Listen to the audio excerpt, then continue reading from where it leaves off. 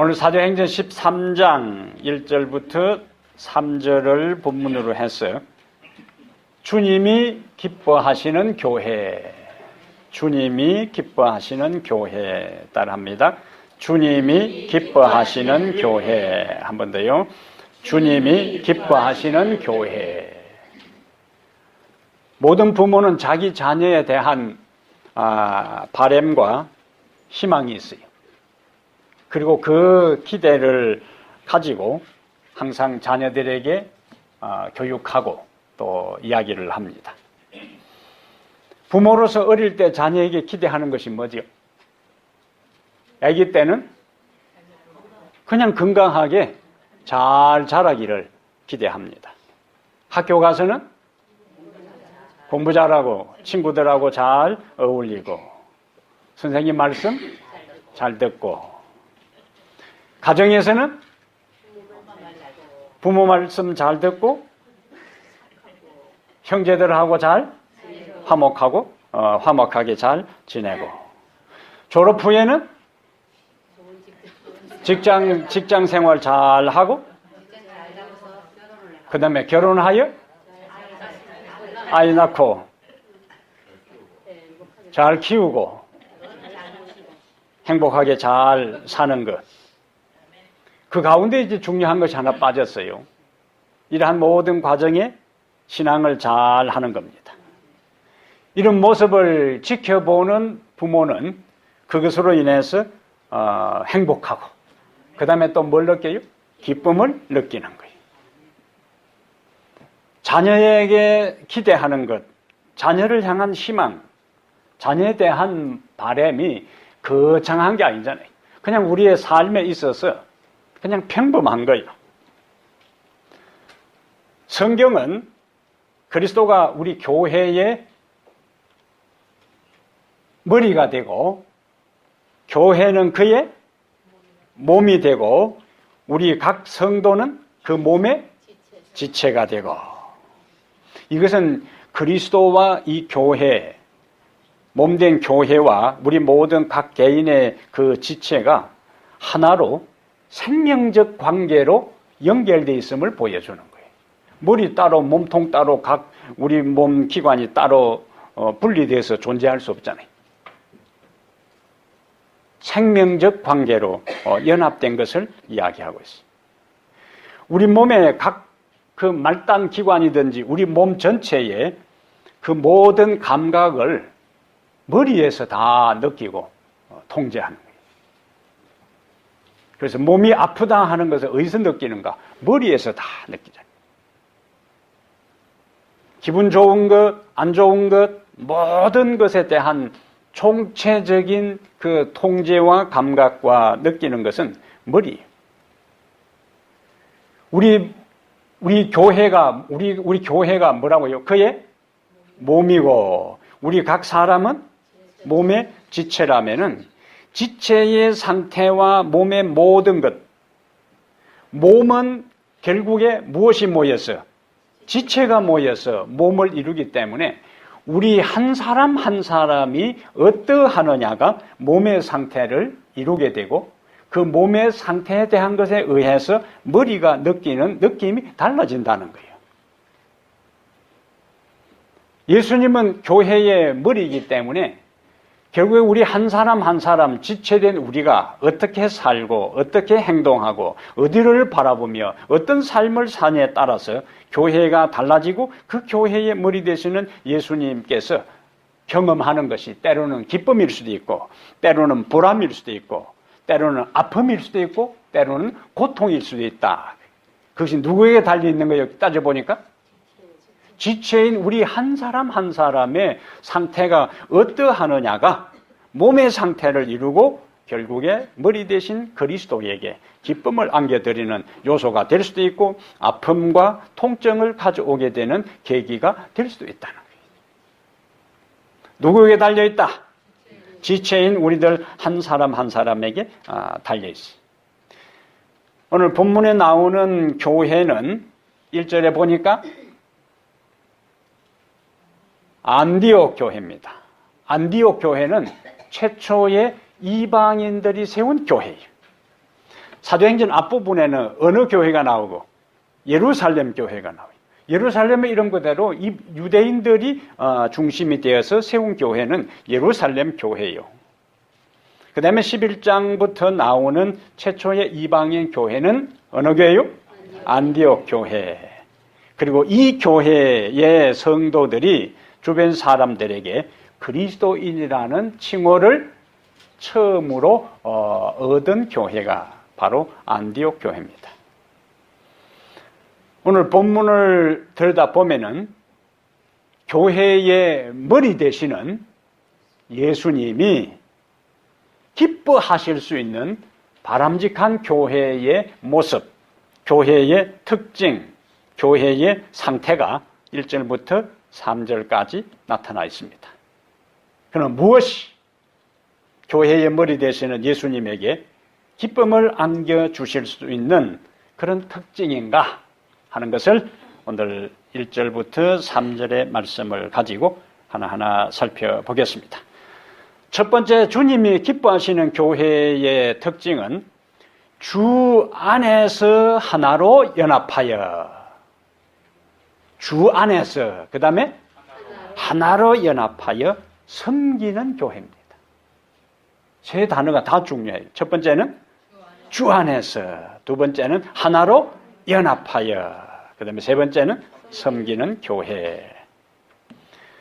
안디옥 교회는 여러 인종과 다양한 문화적 배경을 가진 사람들로 구성되었어요. 오늘 이제 1절에 안디옥 교회의 지도자들의 면면이 나오는데 이 5명이 다 다양해요. 첫 번째 누가 나와요? 선지자들과 교사들이 있으니 곧 바나바는 구브로 출신, 요즘 말하는 키프로스입니다. 그 지중해 있는 자그마한 키프로스 출신이 유대인이고, 그 다음에 어느 지파 출신이요? 레위 지파 출신이. 그 다음에 그가 부동산이 많았는데 우리가 앞에서 본 것처럼 그것을 팔아서 주의 사업에 다 기탁한, 헌신한 그런 사람입니다. 두 번째 누가 나와요? 니게르라 하는 시몬과, 이 니게르, 여기서 니그로, 흑인을 일컫는 니그로라 하는 말이 여기서 나왔어요. 아프리카 흑인 출신입니다. 세 번째는요, 구레네 사람 루기오와, 구레네 하면은 누구하고 연결돼요? 예수님의 십자가를 억지로 지고 간 구레네 시몬. 이 구레네는 북아프리카의 리비아에 있는 자그마한 지역입니다. 그러니까 이 사람도 어느 출신이요? 아프리카 출신이. 이 사람도 아프리카 출신이고. 그 다음에 네 번째는 분봉왕 헤롯의 젖동생인 마나엔과, 당시 예루살렘 지역을 헤롯이 통치하고 있었는데 그 헤롯 왕과 함께 같은 유모 밑에서 자라는 로얄 패밀리, 왕족이요. 그 다음에 마지막에 나오는 사람이 사울이라, 우리가 잘 아는 사울이. 이들이 안디옥 교회의 리더십을 구성하고 있는 사람들이었어요. 그러니까 유다 사람도 있고, 그 다음에 아프리카 사람도 있고, 그 다음에 사울 같은 탁월한 사람도 있고, 그 다음에 높은 신분의 왕궁에서 성장한 당대 헤롯의 젖동생 마나엔도 있었어요. 외행적으로 이들은 다양한 신분의 사람들이, 학식이 높은 사람도 있고, 부자도 있었고, 왕궁에서 자라난 사람도 있었고, 전혀 별 볼 없는 배경을 가진 아프리카에서 온 사람들도 있었어요. 안디옥 교회는 이러한 배경들, 이러한 인종, 이러한 다양한 학벌, 신분, 나이, 출신 배경, 이러한 것을 서로 따지지 않았어요. 이러한 모든 차이를 다 극복하고, 이러한 여러 다름에도 불구하고 그들은 첫 번째 주제인 주 안에서, 그 다음에 하나로 연합하여 섬기는 그와 같은 교회가 바로 안디옥 교회였다. 교회는 다양한 사람들이 모이는 곳입니다. 옆에 여러분하고 똑같은 사람 누구 한 사람이나 있어요? 나이가 많은 사람도 있고 중년도 있고 젊은 사람도 있고 많이 배운 사람도 있고 많이 배우지 못한 사람도 있고 경제적으로 여유가 있는 사람도 있고 가난한 사람도 있고. 그러나 우리는 이 모든 차이를 넘어서 그리스도 안에서 그 다음에 하나로 연합한 예수 안에서 한 가족이요 한 형제입니다. 교회 안에서는 빈부귀천 남녀노소를 막론하고 하등의 아무런 차이가 없어요. 그리스도 안에서 우리는 하나님의 자녀요 예수의 피로 형제 자매 된 사람들입니다. 그래서 성경은 시편 133편에 이와 같은 그 아름다운 모습을 133편에 우리가 잘 아는 말씀 있죠? 형제가 그까지는 나오는데 보라 형제가 연합하여 동거함이 어찌 그리 선하고 아름다운 것. 여기 그냥 동거하는 걸 이야기하지 않고 형제가 연합하여 동거함이 어찌 그리 선하고 아름다운 것.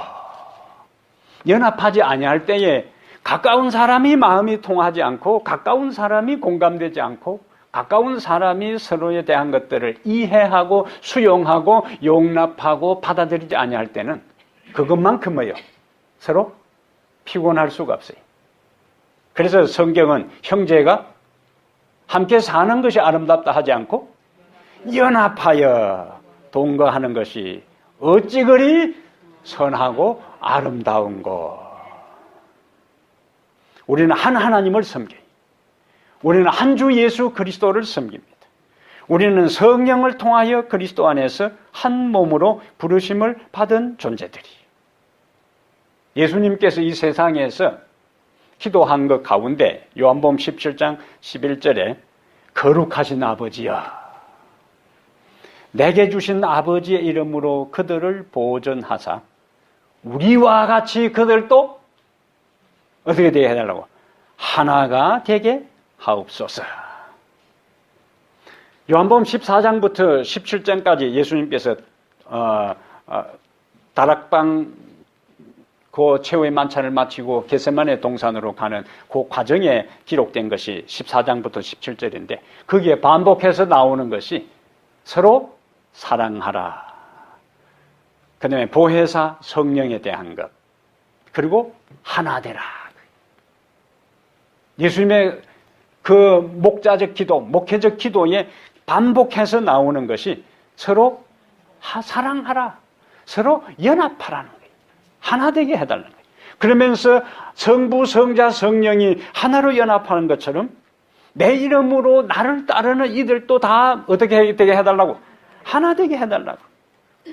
그것을 반복해서 기도했다는 것은 예수님이 이 세상에 3년 반 동안 제자들하고 있을 때에 그들이 잘 사이좋게 알콩달콩 지냈으면은 이 기도를 그렇게 드리지 않았을 거예요. 근데 우리가 사복음서에 보는 것처럼 예수님의 제자들을 틈만 나면은 뭐예요? 서로 다퉜어. 서로 주도권 싸움을 벌였어. 예수님이 계시는데도 예수님이 십자가에 돌아가시기 위해서 겟세마네로 예루살렘으로 가는 길목에서도 예수님하고 멀찍이 떨어져서 그들이 다툰 내용이 누가 높으냐 하는 것이었어요.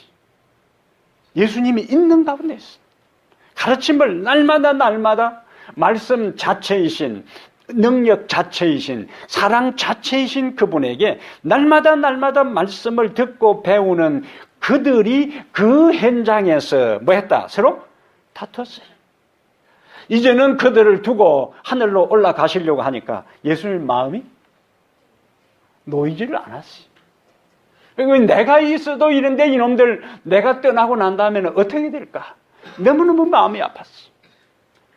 그가 하늘로 올라가시고 난 다음에 그들이 세상에 당신이 이루신 구원 사역을 이어가야 되는데, 바톤을 받아서 그 구원 사역을 이어가야 되는데, 이렇게 다투고 시기하고 질투하고 싸우고 이간질하고 내가 잘났다 네가 못났다 이런 가운데서는 주의 사업을 이룰 수가 없는 거예요. 그래서 그는 하나님 앞에 내 이름을, 아버지의 이름으로 그들을 보존하사 우리와 같이 그들도 하나가 되게 하옵소서.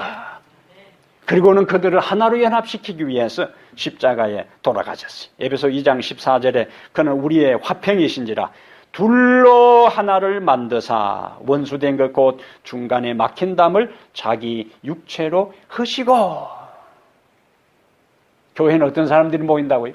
다양한 사람들이 모여요. 그래서 우리는 서로의 다름을 뭐 해야 되는가? 인정해야 돼요. 서로의 차이가 나는 것을 받아들이고 수용해야 되는 거예요. 초대교회 특징은 사도행전 2장 46절에 초대교회 성도들은 모두가 마음을 같이하여 성전에 모이기를 힘쓰고, 거기도 앞에 뭐가 강조돼요? 마음을 같이했어. 교회에 모이는 것 자체가 중요한 것이 아니라 그 모이는 것 이전에 중요한 것은 마음이 하나 되는 것, 마음이 같이 되는 것. 그것은 원 어코드, 한 줄이요. 한 줄. 한 줄.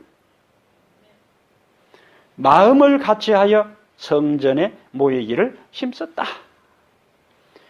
모두가 나와 같이 되기를 기대하지 말라는 거예요. 부부가 옛날에야 한 사람이 여러 사람 데리고 살았지만 요즘은 한 명씩, 남자 한 명, 여자 한 명, 둘이 살아가는데 모든 게 맞대요? 한 사람만 맞추면 되는데도 그 한 사람 맞추기가 쉽지 않아요. 왜 그래요? 서로가 달라서. 근데 많은 경우에 그 갈등의 요소가 그 다른 것을 자꾸 자기 기준으로 해서 뜯어 고치려고 하다 보니까 문제가 생기는 거예요. 상대는 상대 입장으로 바꾸려고 그러고 또 상대는 상대 입장으로 바꾸려니까 거기서 충돌이 생기고 갈등이 생기는 겁니다. 다름을 뭐 하라고요? 인정해야 돼요. 한 사람 맞추기도 쉽지 않은데 교회에 다양한 사람들이 매주 모여서 함께 지낼 때에 그것이 함께 더불어 살아가는 것은 쉬운 게 아닙니다. 그래서 부부가 한 남자 한 여자가 만나서 그 한 남자 마음 맞추고 한 남자 한 여자 마음 맞추기도 힘든데 교회 안에서 서로 다 맞추기는 쉽지 않다는 걸 아예 인정하고 들어가야 돼요. 그래서 내 주변을 둘러봐서 저 사람은 저기 마음에 안 들고 저 사람은 저기 기분 나쁘고 저 사람은 저기 이렇게 하다가는 피곤해서 인생 못 살아요. 그러니까 그 다른 모든 것을 그냥 그렇구나 하고 뭐 하라? 받아들여야 돼요. 받아들여야 돼요. 부부가 살아가는 것도 그냥 그렇구나 하고 넘어가야 되는 것처럼 교회 안에서도 마찬가지죠. 한번 옆에 사람하고 이야기하죠. 그렇구나. 아, 그렇구나. 그렇게 넘어가시라 그래요. 신자들이 목사에 걸고 있는 기대와 목사 스타일과 설교 유행에 대한 모든 것들이 100이면 100 다 달라요. 그래서 내가 기대하는 스타일의 목회를 안 한다 해서 자꾸 그 이야기하지 마세요. 다 맞출 수가 없어요. 아니, 자기 남편, 자기 마누라도 못 맞추는데 어떻게 내가 여러분 그 기대하는 대로 다 맞출 수가 있겠어요? 예? 그러면 여기 뚜껑 열리고 말아요. 그래서 그냥 목사 스타일이 그렇구나. 예? 그게 맞춰서, 예? 맞춰서 그냥 있는 동안에는 그 맞춰서 지내야 덜 스트레스 받고 은혜가 되는 겁니다. 예? 이건 제가 솔직히 이야기하는 거예요. 예? 그러니까 여러분도 솔직히 받아들이셔야 돼. 예? 서로의 다름을 인정하고 수용하고 받아들이시라. 이 세상에 키가 똑같고 생김새가 똑같은 사람만 있으면 얼마나 좀 답답하지로 하겠어요. 우리들 주변에 나무도 똑같고 그 다음에 꽃도 색깔도 똑같고 과일도 똑같고 향기도 똑같고 맛도 똑같으면 얼마나 지루하겠어요. 그러나 하나님은 그 모든 다양한 색깔, 다양한 모습, 다양한 냄새, 다양한 영양 이런 걸 통해서 서로 조화되게 하셨어요. 그러면 우리 한 사람 한 사람이 서로가 다 다른 존재들이지만은 예수 그리스도를 마음에 모시고 우리 모두가 예수께로 가까이 가면은 우리 서로가 다 화목해지고 가까이 갈 수가 있습니다. 오늘 겨울에 교실 한가운데 뭐가 있는지? 난로가 있는데 쉬는 시간 되면 다 어디로 모여요? 난로 주변으로 모여들면은 평소에는 띄엄띄엄 다 떨어져 있다가도 추워서 난로 가까이에 모여들면은 서로가 다 뭐예요? 서로가 다 가까이 다가가는 거예요. 예수 그리스도는 우리의 삶의 중심이에요. 그래서 다른 사람을 보지 말고 우리가 다 예수를 바라보고 예수께로 가까이 가게 되면 우리는 함께 이해할 수 있고 서로를 받아들일 수 있고 서로를 수용할 수가 있습니다. 이것이 안디옥 교회의 특징이에요. 안디옥 교회 성도들은 서로 연합해서 뭐 했는가? 한 마음으로 자신들에게 주어진 은사를 따라 봉사했어요. 그래서 안디옥 교회의 선지자들과 교사들이 있으니, 선지자가 하는 역할은 뭐죠? 말씀을 선포하는 거예요. 하나님의 뜻을 받아서 백성들에게 하나님의 뜻을 선포하는 것이 선지자의 역할이에요. 교사의 역할은요? 가르치는 거예요. 그러면 오늘날 우리의 역할은 뭐냐? 하나님의 말씀을 선포하고 하나님의 말씀을 가르치는 거예요. 근데 어떤 사람들은 나는 가르치는 재주가 없다고 하는 사람이 있어요. 그러면 가르치는 재주가 없으면 어떻게 해야 되는가? 제대로 배우기라도 해야 되는 거예요. 그래서 교회에 다니려면 둘 중에 하나는 해야 되지. 열심히 배운 것을 가르치든지 가르칠 재주가 없으면 열심히 배우든지. 열심히 배우면 하나님께서 나중에 그 배운 것을 다른 사람에게 가르치고 나눌 수 있는 능력을 하나님께서 주십니다. 그래서 눈이 똘맹똘맹하게 부지런히 배우셔야 돼. 예? 부지런히 배우면은 새로운 진리를 깨닫고 새로운 빛을 발견하고자 하는 의지와 의욕과 열성을 가지고 진리에 우리가 가까이 가게 되면은 하나님께서 그에게 더 밝은 빛을 주시고, 예? 더 깊은 진리의 세계로, 더 넓은 진리의 광장으로 우리를 이끌어내사 우리로 하여금 세상을 다른 각도에서 진리를 통하여 세상을 보고 진리 안에서 인생을 살아가도록 우리를 인도해 주십니다. 교회를 나올 때에 극장에 가는 것처럼 나오시면 안 되는 거예요. 극장에는 영화 한 편 보고 그냥 가면 돼요. 교회를 극장에 가는 것처럼 생각하고 설교 한 편 듣고 가면 되는, 그렇게 하면 안 된다는 거예요.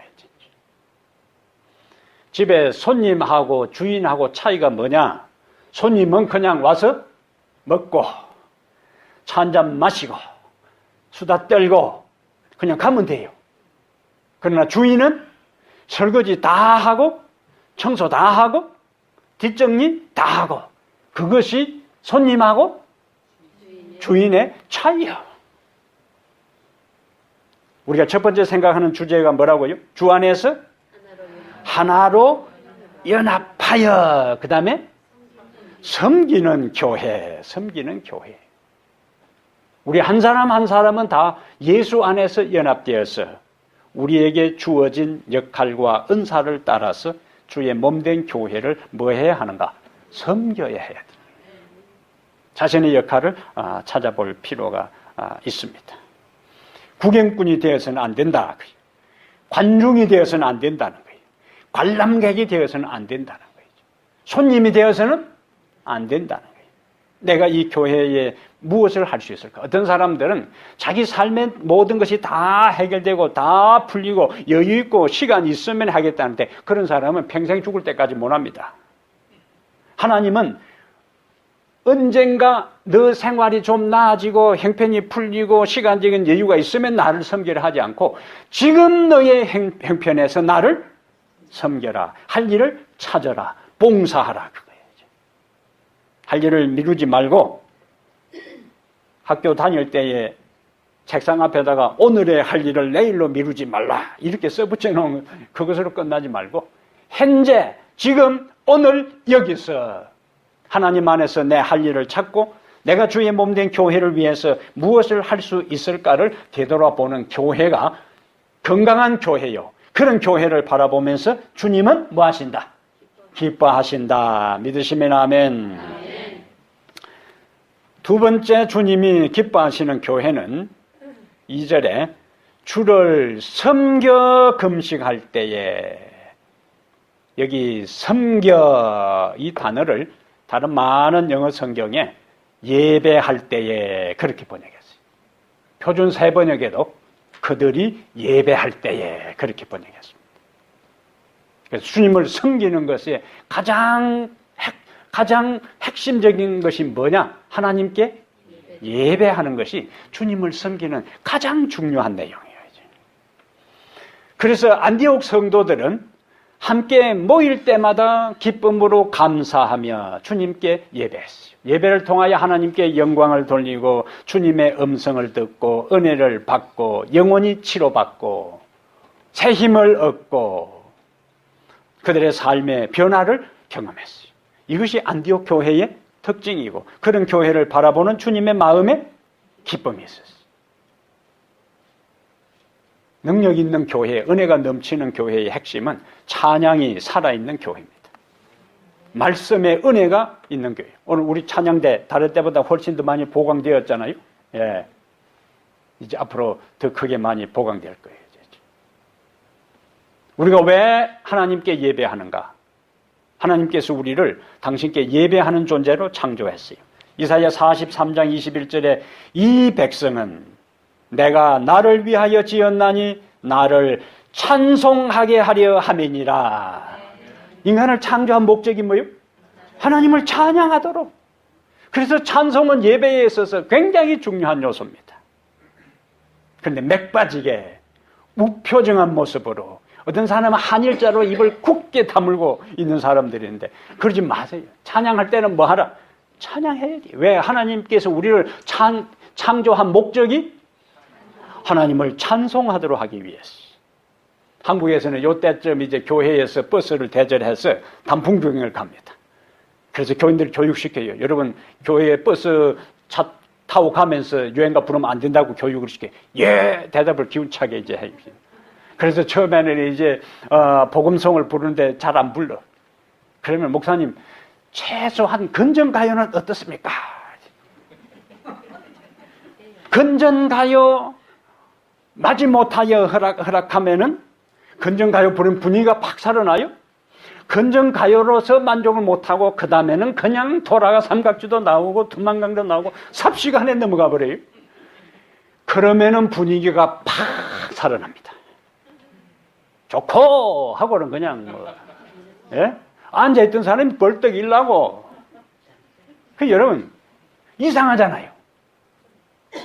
그런 노래를 부르면 왜 저런 노래를 불러 하고 그냥 분위기가 깔아앉고 건전가요 부르면 더 깔아앉고 그러다가 가스펠송을 부르면 살아나고 찬양을 부르면 더 살아나야 되는데 반대가 돼버리는 거예요.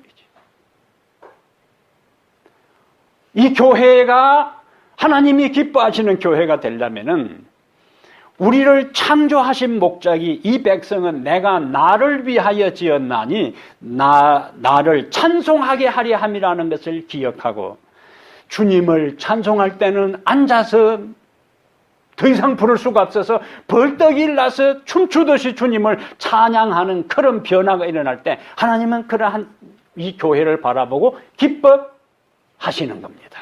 예? 단 이 세상에서 내 인생의 마지막 부를 수 있는 기회라 생각하고 오늘 이 안식일이 내 인생의 마지막 찬양할 수 있는 기회라 생각하고 그런 마음으로 찬양하게 되기를 바랍니다. 북한의 지하 교인들이 가끔 저 따로 떨어져 가지고 찬미를 부르는데 입만 달싹달싹하는 거예요. 언제 정탐꾼들이 정보원들이 그들을 추적해서 고발할지 모르기 때문에 그들의 평생의 소원은 뭘까요? 마음껏 눈치 안 보고 말씀을 보고 말씀을 읽고 말씀을 듣고 마음껏 목청껏 하나님을 찬양하는 것이 그들의 소망이에요. 소망. 근데 우리가 찬양한다고 여기에 누가 민원 들어오는 거 봤습니까? 우리가 우리의 목소리를 다하여 하나님을 찬양하다 할지라도 아무도 시끄럽다고 할 사람 없어요. 그래서 단 한 번의 노래를 부르더라도 온 정성과 마음을 다하여 주님을 찬양하게 되기를 바랍니다. 예? 주님을 찬양하기를 되기를 바랍니다. 시편 150편 6절에 호흡이 있는 자마다 여호와를 찬양할지어다. 할렐루야. 호흡이 있는 자마다 여호와를 찬양할지어다. 그럼 우리가 왜 하나님께 예배 드려야 할까요? 우리가 오늘 왜 하나님 앞에 나와서 예배 드릴까요? 계시록 4장으로 가보겠습니다. 오늘 세 가지를 딱 정리를 하겠어요. 우리가 하나님 앞에 예배 드리는 이유. 계시록 4장 11절에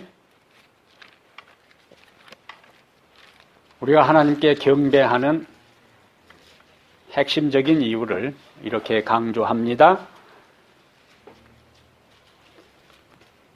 계시록 4장 11절 우리 주 하나님이여 영광과 존귀와 권능을 받으시는 것이 합당하오니 왜?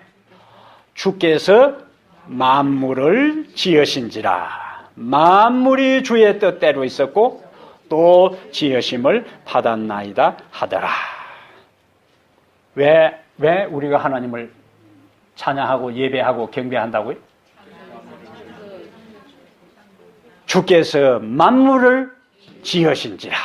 만물이 주의 뜻대로 있었고 또 지으심을 받았나이다. 하나 더 가보겠어요. 시편 95편에 왜 우리가 하나님께 경배하는가? 왜냐면 우리가 하나님께 예배하고 경배하면서 그 이유를 알고 해야 돼요. 예? 그냥 하면 안 된다는 겁니다. 그냥 할 때는 우리가 의미를 모르고 하는 것만큼 의미 없는 것이 없어요. 자, 95편 5절에 바다도 그의 것이라 그가 만드셨고 육지도 그의 손이 지으셨도다. 그래 놓고 오라 우리가 굽혀 경배하며 누구에게? 우리를 지으신 여호와 앞에 무릎을 꿇자. 여기도 보니까 우리가 하나님 앞에 예배하는 이유는 그분이 우리를 지으시고 창조하셨기 때문에 이것이 우리가 하나님 앞에 예배하는 첫 번째 이유가 됩니다. 두 번째 우리가 왜 하나님 앞에 예배하는가? 다시 계시록 7장에 가세요. 첫 번째 핵심 키워드는 창조. 자, 다시 계시록 7장에 가겠어요. 왜 우리가 하나님 앞에 예배하는가? 10절, 계시록 7장 10절부터 키워드를 한번 찾아보세요.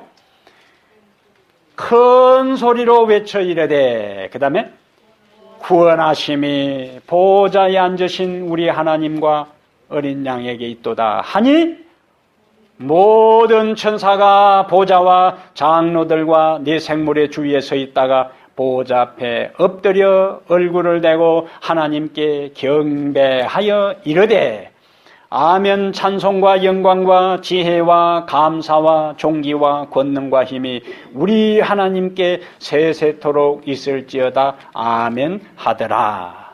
그러면은 10절에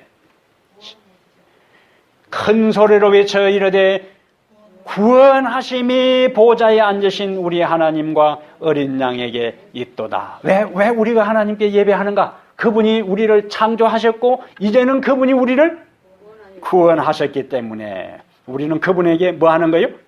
경배하고 예배하는 겁니다. 그 다음에 세 번째, 다시 시편 95편으로 가세요.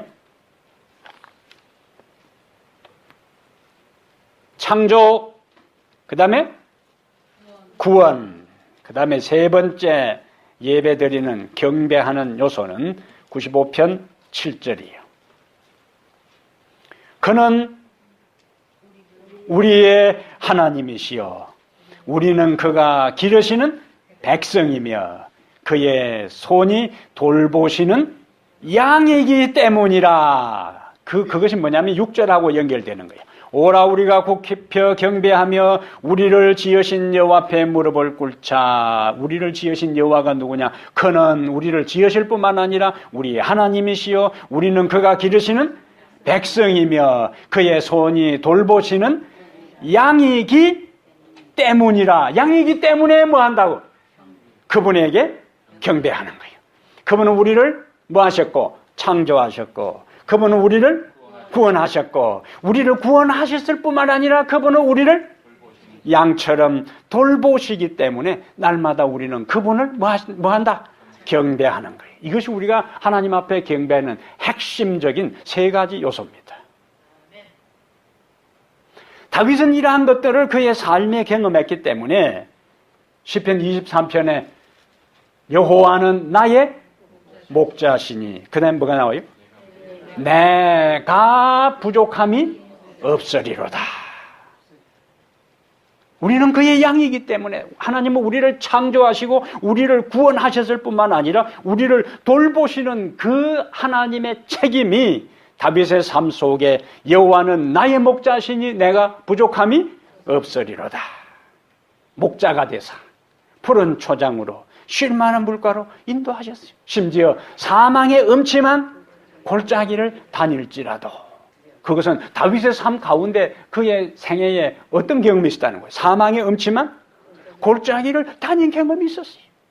그런데도 해를 두려워하지 않을 것은 주께서 나와 함께 하심이라. 그래서 다윗은 시편에 수십 편의 찬양을 통해서 하나님께 영광을 돌린 거예요. 하나님은 다윗을 창조하셨고, 하나님은 다윗을 구원하셨고, 하나님은 그의 목자가 되어서 그의 인생을 사망의 음침한 골짜기로 가는 그 험악한 삶 가운데서도 그와 함께 하사 구원해 주셨기 때문에 그는 하나님 앞에 뭐 했는가? 찬양하고 하나님께 영광 돌리고 경배를 드린 거예요. 우리가 하나님의 뜻을 따라서 그분에게 경배하게 될 때에 우리의 인생에 하나님은 반드시 축복을 주시는 분입니다. 아브라함의 삶의 특징이 뭐라고요? 그는 가는 곳마다 제단을 쌓았어요. 아브라함이 어디 가니까 그가 제단을 쌓고, 그가 제단을 쌓고, 제단을 쌓는 아브라함에게 하나님은 말씀하시고, 제단을 쌓는 아브라함을 인도하시고, 제단을 쌓는 아브라함의 모든 주변 위험으로부터 그를 보호하셨어요. 그런데 갈대우리에서 함께 나온 조카 롯은 눈에 보이는 것에 현혹되어서 소돔 고모라 성에 들어갔는데, 조카 롯에 대한 이야기에 있어서는 성경의 저자는 한 번도 롯이 비록 그가 아브라함을 떠나 소돔성에 들어갔지만은 그의 아브라함을 통해서 배운 대로 제단을 쌓았다, 이런 기록이 전혀 없어요. 아브라함은 가는 곳마다 제단을 쌓았다는 기록이 있었기에 그는 결국 하나님의 축복을 누렸고, 가는 곳마다 제단을 쌓은 아브라함을 보면서도 제단을 쌓지 아니한 롯은 눈앞에 보이는 현상만을 추구하고 쫓아가다가 불나비처럼 따라가다가 결국에 아내도 잃고 재산도 잃고 명예도 잃고 동굴 속에 웅크리고 기거하다가 두 딸과 부정적인 관계를 맺어 이스라엘 역사 가운데 가장 이스라엘을 괴롭힌 두 원수 족속, 모압과 암몬 족속의 조상이 되고 말았어요. 끊임없이 하나님 앞에 예배하는 가정과 눈앞에 있는 현상만을 쫓아가는 가정의 마지막 미래가 어떻게 될 것인가 하는 것을 성경은 여과 없이 적나라하게 드러내면서 오늘날 우리의 가정이 어떻게 되어야 할 것을 보여주는 겁니다. 예? 무엇이든지 전에 기록한 바는 우리의 교훈을 위해서 기록했다고요. 다시 한번 우리의 삶이 예배하는 자의 삶이 되기를 바랍니다. 그래서 마태복음 6장 33절에도 너희는 먼저 그의 나라와 그의 의를 구하라. 그리하면 이 모든 것을 너희에게 더하시리라. 인생 삶이 힘들다고 경제적으로 어렵다 해서 하나님의 말씀을 뒷전으로 하고 우선 그 문제를 해결하기 위해서 급급하는 대신에 삶이 힘들면 힘들수록 내가 해결하려고 하는 대신에 하나님을 찾는 것을 우선적으로 하게 될 때 하나님은 먹고 마시고 하는 모든 삶에 대한 것들을 해결해 주신다는 것을 경험하게 되기를 바랍니다. 번지수를 잘 짚어야 돼. 예? 삶이 힘들면 힘들수록 내가 살려고 발버둥 치려고 하지 말고, 내가 그 문제 해결을 하지 말고, 내가 먹고 사는 문제 해결을 하지 말고, 그럴수록 더 많이 주님의 말씀을 가까이 하고, 더 많이 기도하고, 더 많이 교회 자주 나오는 그 삶을 살 때 하나님께서 지혜를 주시고 도울 사람을 보내주시고 하는 사업에 복을 주시고 모든 것이 형통하도록 하나님이 도와주시는 거예요. 이것이 성경에서 반복해서 가르치는 핵심적인 메시지입니다. 그대로 하는 사람이 복을 받는 거예요. 예? 솔로몬이 하나님께 1000번제를 드렸는데 열왕기상 3장 4절과 5절에 솔로몬이 기도원 산당에 가서 1000번제를 드렸어요. 그런데 여러분, 우리가 성경 읽을 때 항상 뭘 봐야 된다고요? 앞뒤의 흐름을 잘 봐야 돼. 1000번제를 드리고 난 그날 밤에 하나님이 나타났어. 네가 원하는 것이 무엇이냐? 아무 때 나타난 게 아니요. 예? 그가 보좌에 앉아 있을 때도 아니요. 그가 하나님 앞에 정성을 다하여 제사를 드리고 난 그날 밤에 하나님이 그에게 나타났어요. 네가 원하는 것이 무엇이냐? 내가 너 원하는 대로 다 들어주겠다. 솔로몬이 지혜를 구했어요. 이 백성들을 하나님의 뜻 안에서 판단할 수 있는 지혜를 달라고요. 그런데 하나님께서 구한 지혜만 주신 것이 아니라 보너스까지 주시죠. 열왕기상 3장 12절 13절에 너가 지혜를 구했으니까 너가 구하지 아니한 부도 주고 귀도 주고 그 다음에 수도 주겠다. 하나님의 마음에 맞는 것을 기도하면서 구하면 하나님께서는 우리가 구하지 아니한 것도 보너스로 주시는 분이요. 예? 언제 하나님께서 거기에 나타났다고요? 1000번제를 드린 그날 밤에 나타났어요. 예배 드린 자에게 하나님께서 축복을 약속해 주시는 겁니다. 이 순서요. 솔로몬의 삶에 그와 같은 엄청난 축복은 그의 아버지 다윗과의 맺은 다윗 언약의 영향도 있지만은 그가 아버지의 신앙을 이어받아서 정성을 다하여 기도원 산당에 가서 제사를 드리고 난 다음에 하나님께서 그에게 나타나서 축복을 약속하셨다는 거예요. 여러분이 그렇게 살고 여러분의 자녀들에게, 여러분의 손주들에게 그것을 가르치기를 바랍니다. 그래서 우리의 신앙이, 성경적 신앙이 우리의 삶에서 우리의 자녀들에게로 후손들에게 이어가는 신앙의 전성이 이어가는 역사, 그것이 축복의 가정이고 그러한 사람들을 바라볼 때 주님은 기뻐하십니다. 사도행 13장에 그들이 주를 섬겨 금식할 때에, 주님께 예배할 때에 성령의 음성이 그들에게 들렸어요. 우리가 하나님 앞에 진정으로 마음을 열고 겸허하고 겸손한 마음으로 주님을 찾고 주님께 예배하고 주님께 우리가 기도할 때에 하나님은 우리에게 우리의 갈 길을 보여주시고 우리의 할 일을 알게 하시고 우리의 살 길을 열어주십니다. 누구에게요? 예배하는 자에게 갈 길을 보여주시고 살 길을 열어주시고, 이 말씀을 믿게 되기를 바랍니다. 세 번째로 안디옥 교회는 어떤 교회인가? 다시 사도행전 13장에 가세요. 13장 2절에 주를 섬겨 금식할 때에 성령이 이르시되, 하나님의 영이 그때에 말씀하세요. 성령이 이르시되 내가 불러 시키는 일을 위하여 누구를? 바나바와 사울을 따로 세우라 하시니 이에 금식하며 기도하고 두 사람에게 안수하여 보내니라. 세 번째, 하나님이 기뻐하시는 교회, 주님이 기뻐하시는 교회는 소중한 것을 주께 드리는 교회입니다. 예? 뭘 드려요? 소중한 것을. 바나바와 사울은 어떤 사람들이? 안디옥 교회를 세운 사람들이. 이제 안디옥 교회가 막 기초를 놓은 상태예요. 그런데 성령께서 그 안디옥 교회의 중심되는 인물인 바나바와 사울을 선교사로 파견하라는 거예요. 바나바와 사울은 안디옥 교회의 가장 소중한 사람들이, 기둥 같은 사람들이, 중심적인 인물이에요.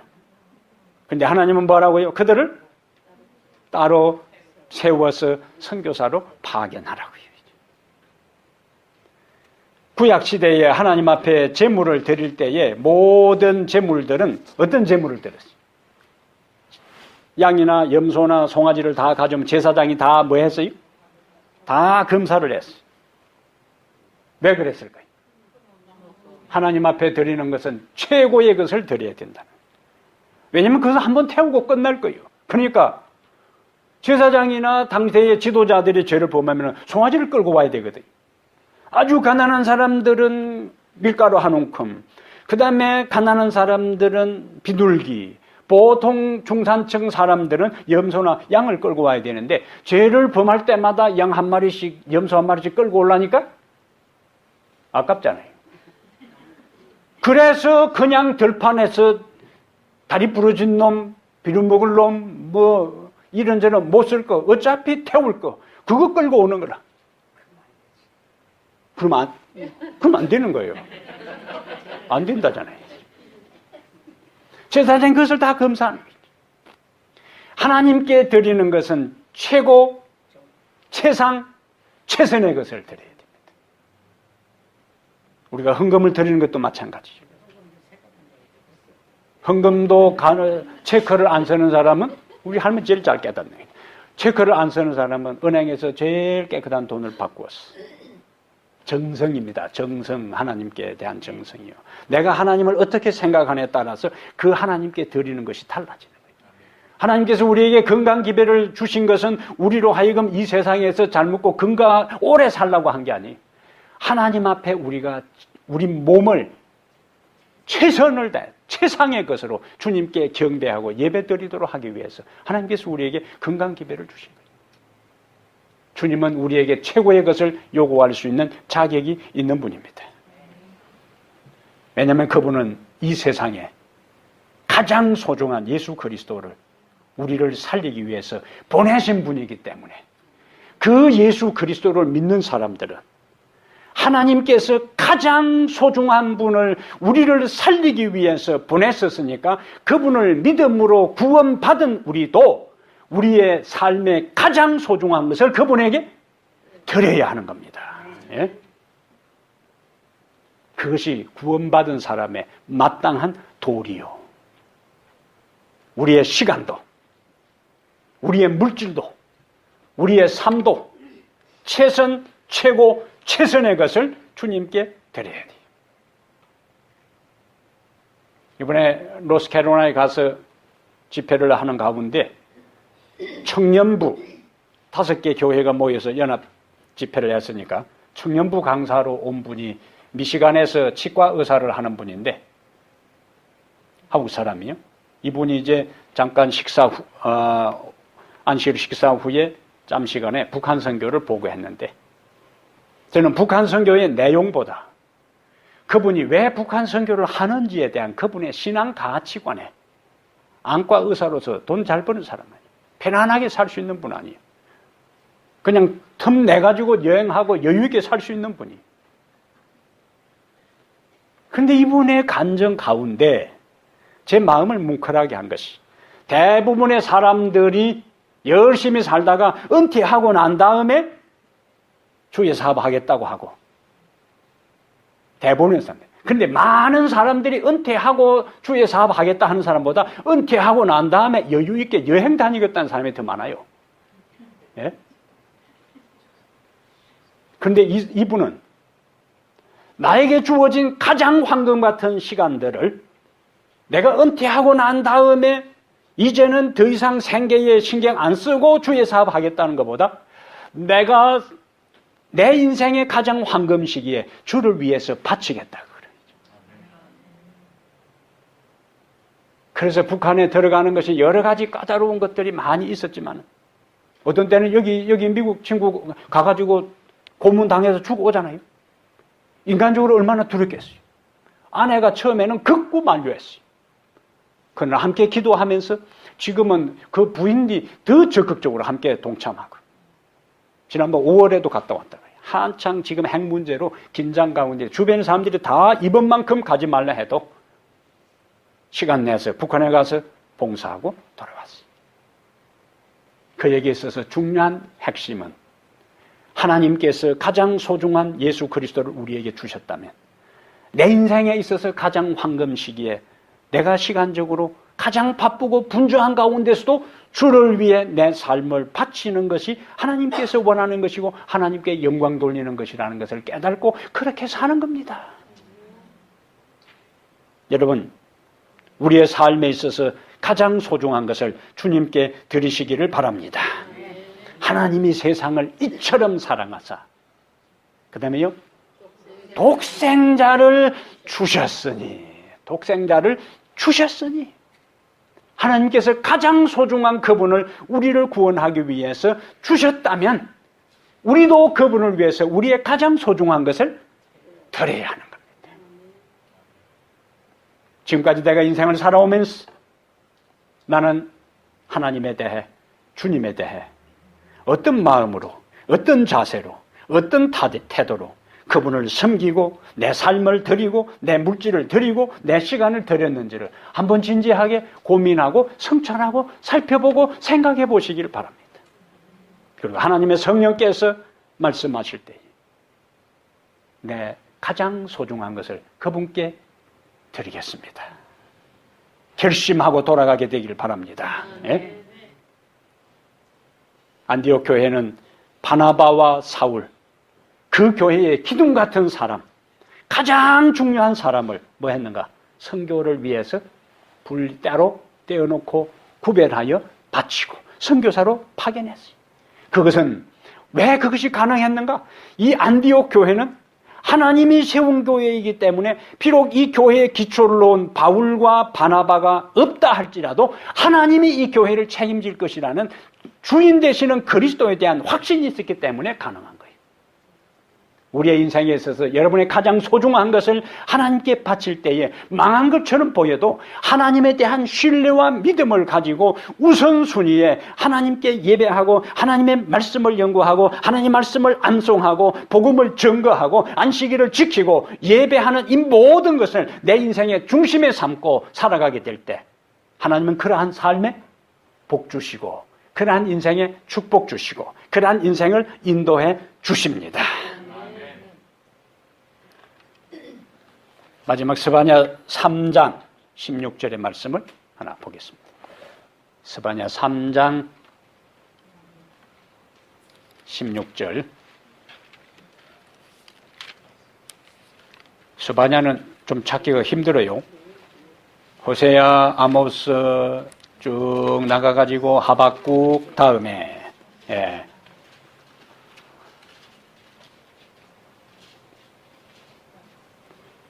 스바냐 3장 찾아세요?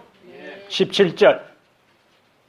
우리 하나님의 기쁨을 한번 보겠습니다. 같이 읽습니다.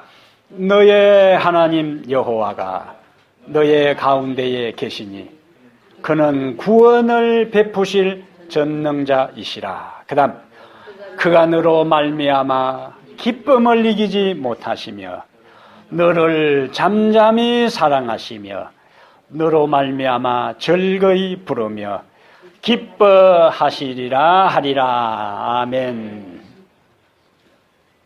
주 안에서 우리가 하나로 연합하고 그분을 섬길 때 주님은 그런 교회 우리를 보시고 기뻐하십니다. 우리가 우리의 온 정성과 마음을 다하여 그분께 예배하고 가장 소중한 것을 그분께 드릴 때 주님은 그 교회를 보시면서 기뻐하십니다. 우리 한 사람 한 사람이 바로 주님이 기뻐하시는 사람이 되기를 바랍니다. 우리 한 사람 그런 사람들이 모여 하나님께 예배함으로 우리들 모두가 하나님이 기뻐하시는, 예수님이 기뻐하시는 바로 그 교회, 타코마 교회가 되기를 주의 이름으로 축복합니다. 하늘에 계신 우리 아버지, 오늘 우리에게 말씀하시니 감사합니다. 우리 모두가 주님이 기뻐하는 교회를 만들어가는 지체들 되게 하여 주시옵소서. 온 마음과 정성으로 주께 예배하며 가장 소중한 것을 주님께 드리며 주께서 우리에게 주신 은사를 따라 연합하여 섬기는 성도들 그리고 교회 되게 해 주시옵소서. 이제 이 세상을 향하여 나갑니다. 주님 주신 말씀 붙잡고 말씀 의지하여 나가 승리하는 삶을 살기를 원하오니 우리를 도와 주시옵소서. 이제는 우리 주 예수 그리스도의 은혜와 하나님 아버지의 무한하신 사랑과 성령의 감화 감동 내주 충만한 역사가 이 자리 머리 숙여서 주님이 기뻐하시는 교회, 주님이 기뻐하시는 성도가 되기로 결심한 모든 성도들 머리 위에 이제부터 영원토록 함께 있을지어다. 아멘.